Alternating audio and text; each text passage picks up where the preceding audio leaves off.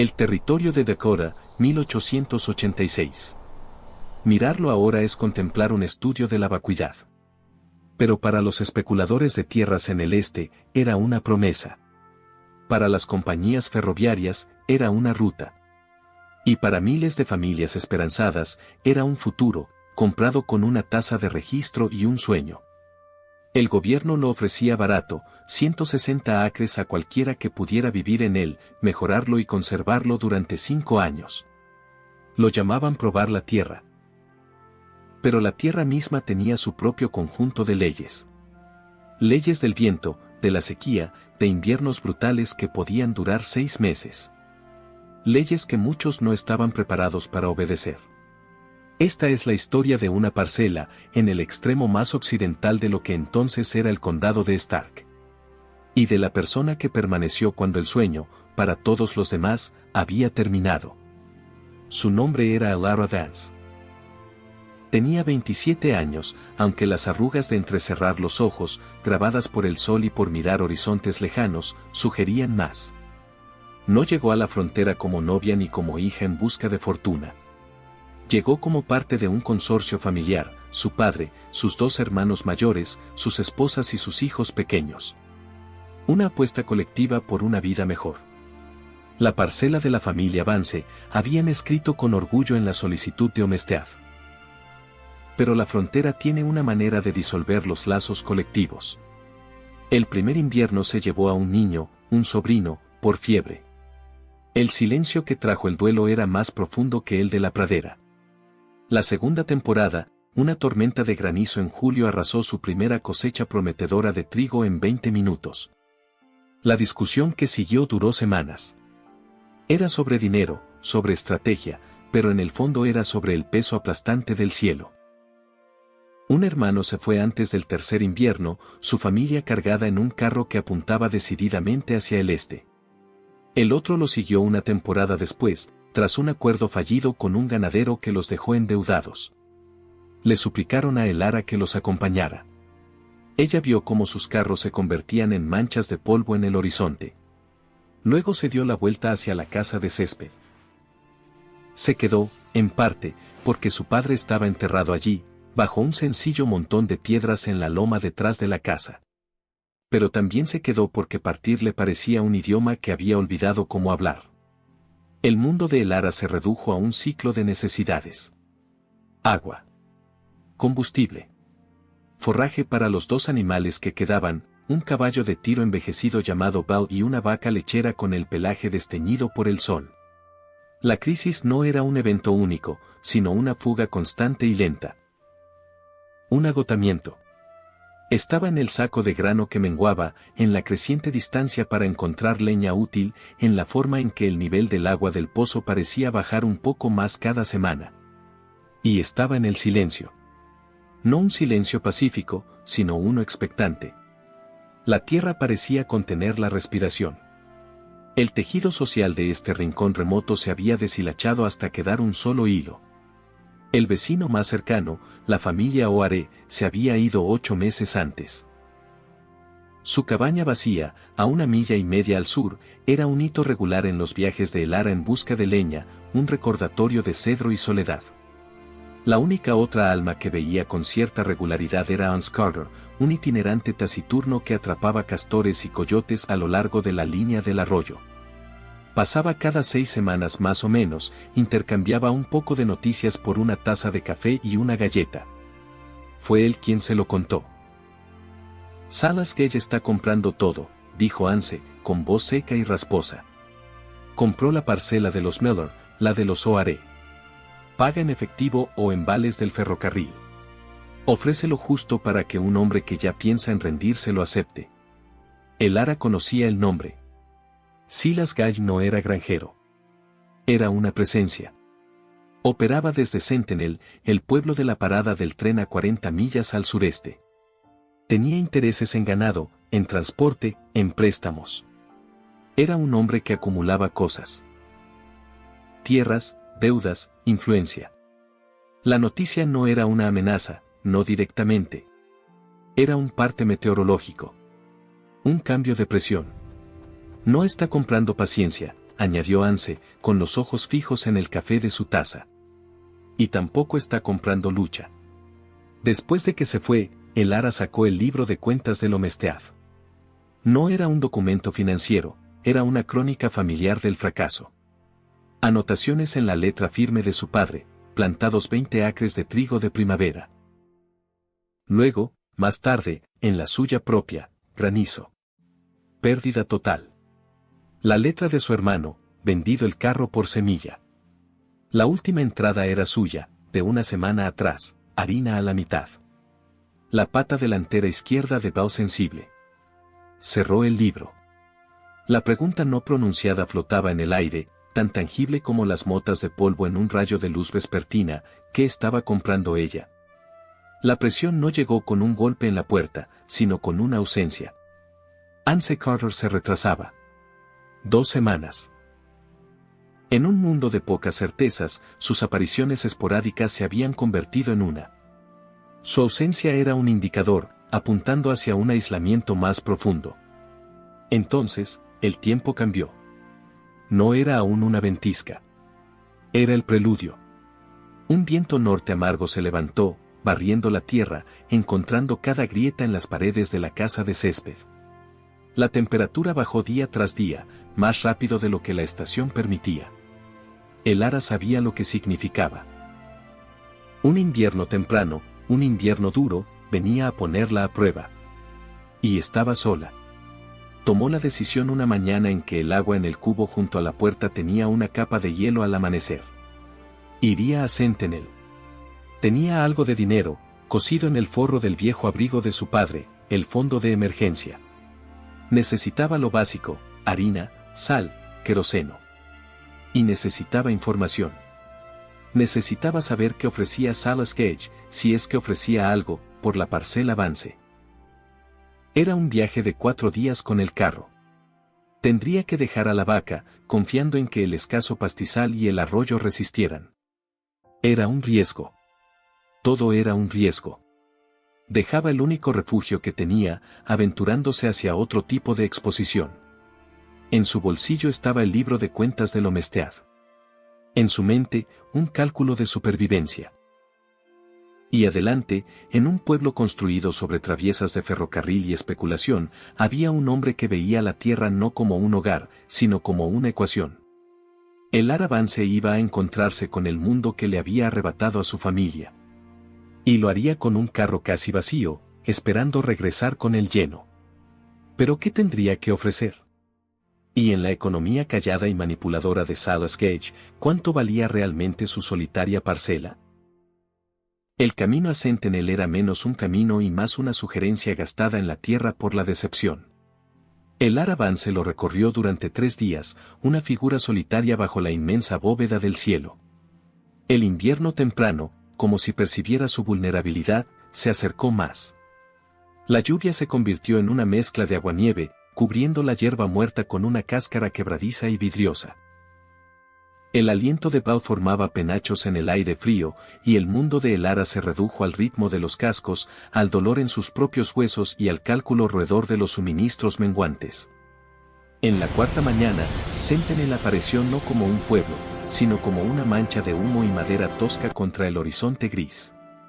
Era un pueblo nacido del ferrocarril, y llevaba su naturaleza transitoria a la vista. Los edificios estaban sin pintar, levantados por función, no por permanencia. El aire olía a humo de carbón, ganado y aserrín húmedo. Sentinel era un pueblo de compañía en todo menos en el nombre, y la compañía era Salas Gage. Su influencia estaba en los letreros, en los hombres que se tocaban el sombrero ante una figura bien vestida que salía del banco, en el tono deferente del dependiente de la tienda cuando el Ara entró a cambiar. Vendió un fardo de pieles de conejo de sus trampas de invierno, con un valor deprimentemente bajo. Mientras el dependiente pesaba su escasa compra de sal, preguntó, con voz cuidadosamente neutra, sobre la compra de parcelas Omestead. Los ojos del dependiente vacilaron. ¿Busca comprar o vender, señora? Solo pregunto, dijo ella. Él asintió con un gesto pequeño y cómplice. El señor Gage es el hombre a quien ver. Está consolidando propiedades al oeste de aquí. Para ganadería, dicen. Se inclinó ligeramente hacia adelante. Es justo. Paga en vales buenos aquí en la tienda, o en efectivo. Más de lo que la mayoría obtiene si solo se rinde. La palabra quedó suspendida en el aire. Rendirse. No era una venta, era una capitulación. Silas Gage fue cortés. Recordaba a su familia. Expresó condolencias por sus pérdidas, el hermano que se fue al este, el padre en la tierra. Su simpatía era real, pero era una anotación en un libro mayor, reconocida y luego apartada.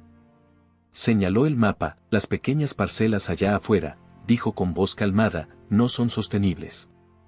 No para una sola familia. Un mal invierno, un verano seco, y están acabadas. Usted lo sabe mejor que nadie, señorita Vance. No sonrió. Lo afirmó como un hecho geológico. Estoy armando una operación ganadera viable. Traerá estabilidad real, empleos. Lo que ofrezco es una salida digna. $30 por su patente, o 50 en vales de la tienda.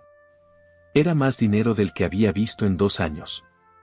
También era una miseria por 160 acres y 5 años de la vida de una familia. Preguntó por Ons Carter, el trampero. La expresión de Gage no cambió, pero una fracción de calidez abandonó sus ojos. ¿Carter? Entendió que el futuro estaba en la empresa cooperativa, no en arañar una vida del barro del arroyo. Aceptó un puesto como manejador de ganado. Ahora está en los patios del ferrocarril. Las piezas encajaron en una imagen fría y clara. Gage no solo compraba parcelas abandonadas. Estaba eliminando sistemáticamente las razones para que la gente se quedara, comprando a sus últimos aliados, apretando los tornillos del aislamiento hasta que vender fuera la única opción sensata. El cálculo moral de la frontera rara vez era entre el bien y el mal. Era entre un camino duro y otro. El camino de Gage ofrecía calor, comida, libertad de la soledad aplastante. Su camino ofrecía una tumba, una casa de césped en ruinas y una probable muerte por exposición. Sin embargo, mientras ataba los sacos de harina, su mano rozó el libro de cuentas de Lomestead en el bolsillo de su abrigo. No era una escritura, era un registro de esfuerzo. De fracaso, sí, pero de su fracaso. Venderlo se sentía menos como una transacción y más como un borrado. Mientras se preparaba para partir, una nueva figura entró en la ecuación. Un hombre con el rostro magullado y una cojera decidida discutía con el mismo dependiente de flete sobre el costo exorbitante de enviar un pequeño yunque de vuelta a su parcela. Le negaban el servicio. El hombre, frustrado, se volvió y sus ojos se encontraron con los de Elara. Era joven, quizá de su edad, con el aspecto huesudo de un homesteadero. En su frustración, ella vio un reflejo familiar. El hombre se acercó. Se presentó como R. Storm. Su parcela estaba a 15 millas al norte de la suya, aún más remota. Había venido por suministros y para enviar herramientas que había ahorrado un año para comprar, solo para descubrir que las tarifas de flete de Gage se habían duplicado. «Sabe que tengo que llevarlas de vuelta antes de que caiga la nieve», dijo Aris, con la ira templada por el agotamiento. «No solo está comprando tierra, está controlando cómo vivimos en ella». Esta era la capa más profunda de la implicación de Gage. No era solo compra, era presión estratégica. Controla el flete, controla el suministro, y controlas el destino de cada alma que intenta resistir. La situación de R. Storm era un espejo de la suya, inclinado ligeramente diferente. En su rostro vio no una solución, sino una confirmación, no estaba sola en su lucha, pero esa lucha estaba siendo diseñada para fracasar. Compartieron una cafetera en el tosco café del entablado, un pacto sin palabras de comprensión mutua. Él era un antiguo maestro de escuela de Eleanor, sus manos aún aprendiendo el lenguaje de hachas y arados. Había llegado solo, buscando soledad tras una pérdida personal que no nombró.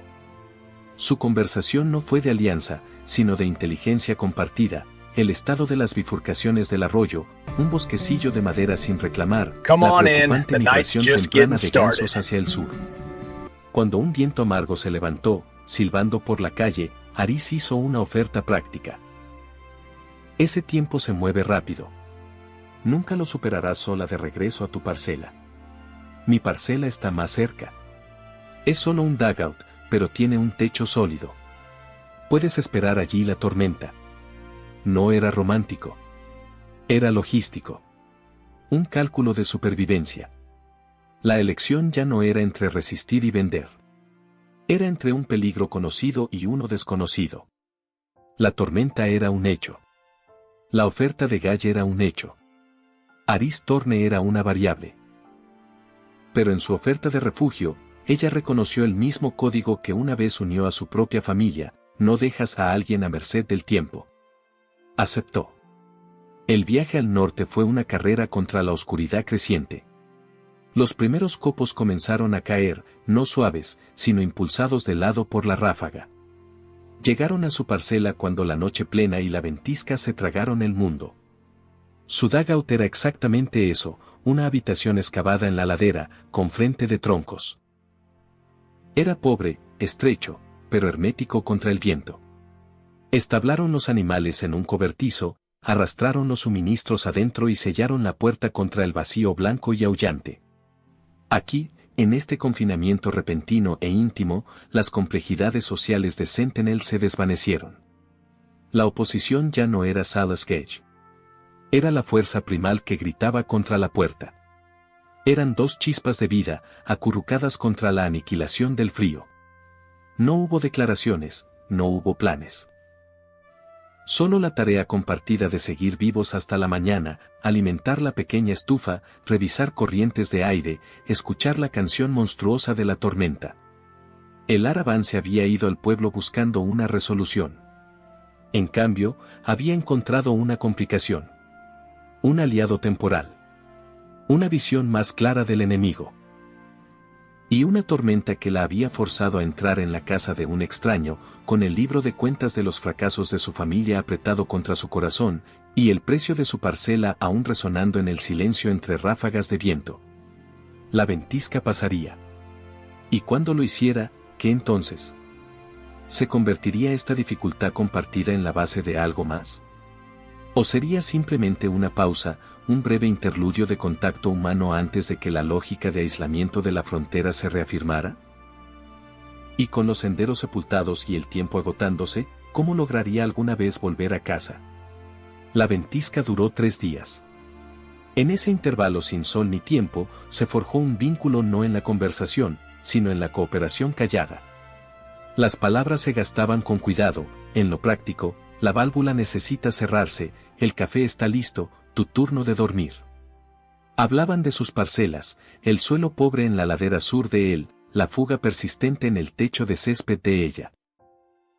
Hablaban alrededor de sus pasados, reconociendo las sombras sin necesidad de iluminarlas. Él vio cómo sus dedos trazaban la cubierta gastada del libro de cuentas antes de dormir. Ella notó la forma cuidadosa en que él reparaba una correa rota de su mochila, sus manos precisas a pesar de su rudeza. Cuando el viento finalmente cesó en la 4ª mañana, el mundo exterior era irreconocible. Un océano sin rasgos de blanco se extendía hasta el horizonte, esculpido en olas duras por el viento. El cielo era un azul blanqueado y doloroso. El silencio era absoluto. La crisis había mutado. La amenaza inmediata de la tormenta había pasado. Ahora, la amenaza era la consecuencia. El ara estaba varada. Sus suministros, pensados para durar un mes, se habían agotado por la espera imprevista. Su camino a casa estaba sepultado bajo 4 pies de nieve. Y cada día que pasaba era un día más cerca del verdadero invierno profundo, un día en que su vaca permanecía sola en su corral con alimento menguante. Aris observó el vacío blanco. No puedes regresar a tu parcela. No por semanas, tal vez no hasta la primavera. Lo dijo con claridad. El arroyo estará congelado, pero los barrancos estarán llenos de ventisqueros más altos que tu carro. Hizo su oferta tan prácticamente como la primera. Quédate. Compartiremos los suministros. Sobreviviremos el invierno. En primavera, si quieres volver, vuelves. Hizo una pausa, mirando la vastedad. No es caridad. No puedo trabajar el cuarto trasero de mi parcela solo. Y tú, no deberías estar sola aquí afuera. Era un contrato de necesidad mutua. Una asociación para la supervivencia. El arreglo más propio de la frontera. Se quedó. La decisión llevaba el peso de la tumba de su padre, pero no se tomó por irrespeto. Se tomó bajo la luz clara y fría de la supervivencia. La frontera no recompensaba el sentimentalismo, recompensaba la adaptabilidad. Esto era adaptación. El invierno que siguió fue un tutorial agotador en cooperación. Cayeron en un ritmo. Aris le enseñó a colocar una trampa de caída adecuada para caza mayor. Ella le mostró cómo estirar y curar las pieles de forma eficiente.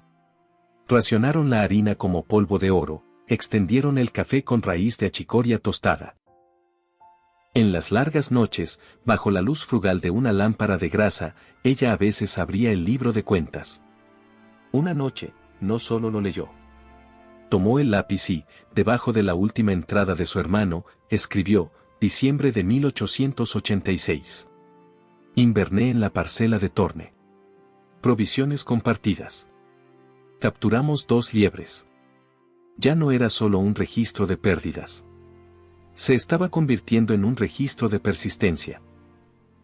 En la frontera, la confianza se construye no en grandes gestos, sino en la oferta consistente y diaria de competencia y respeto. Se construye al notar cuando la porción de estofado del otro es secretamente más pequeña, e intercambiar silenciosamente los tazones. Se construye en la alarma compartida al sonido de un lobo tosiendo demasiado cerca del cobertizo, y en la postura unificada y sin palabras tomada en la puerta, con armas en mano.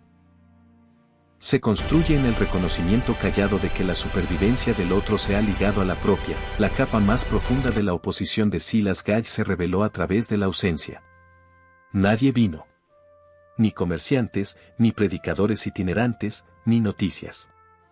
El mundo más allá de sus ventisqueros dejó de existir. Estaban aislados. Y en ese aislamiento, entendieron el verdadero poder de Gage. No necesitaba ser el villano que derriba tu puerta. Podía simplemente ser la razón por la que el mundo te olvidaba. Principios de primavera. Un deshielo. Gotas de hielo derretido. Las primeras manchas marrones de tierra aparecen.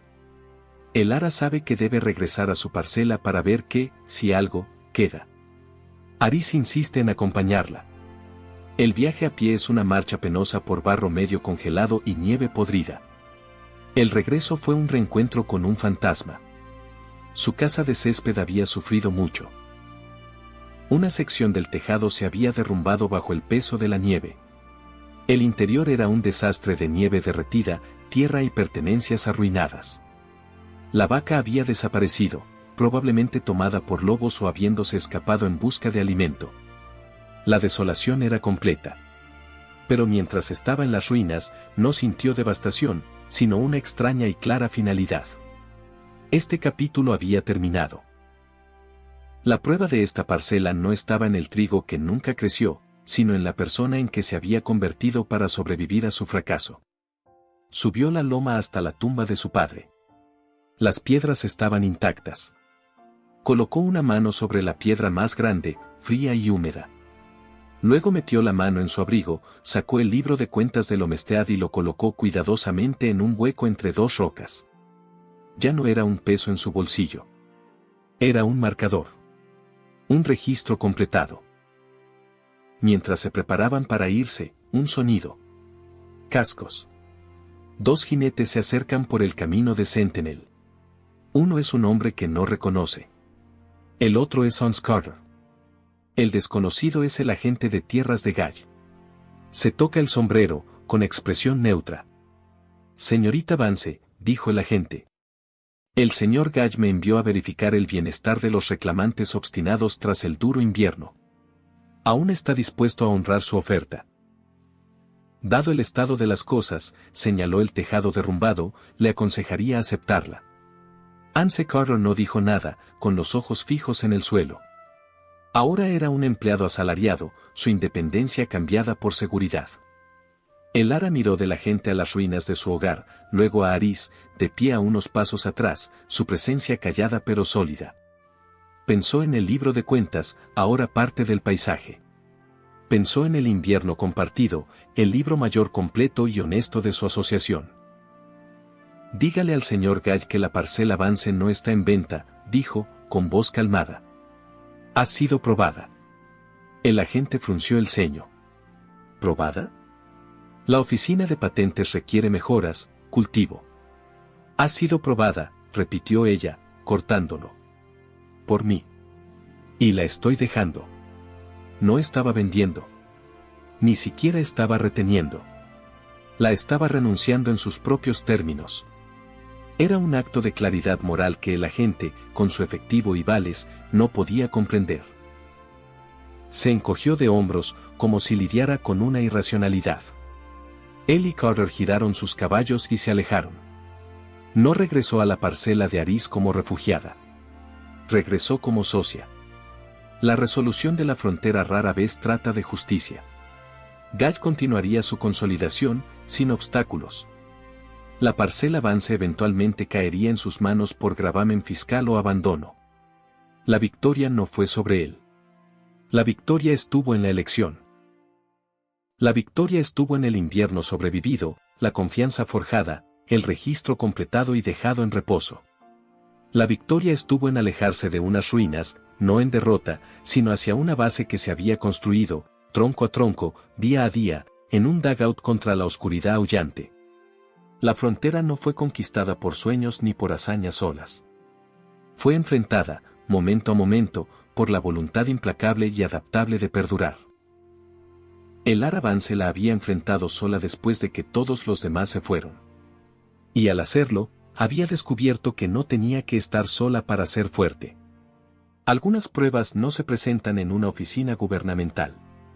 Se escriben en la comprensión callada entre dos personas, en la decisión de construir algo nuevo con los restos de lo perdido, y en la sabiduría duramente ganada de que lo más importante que puede sostener al borde del mundo no es la tierra, sino la mano de otro superviviente.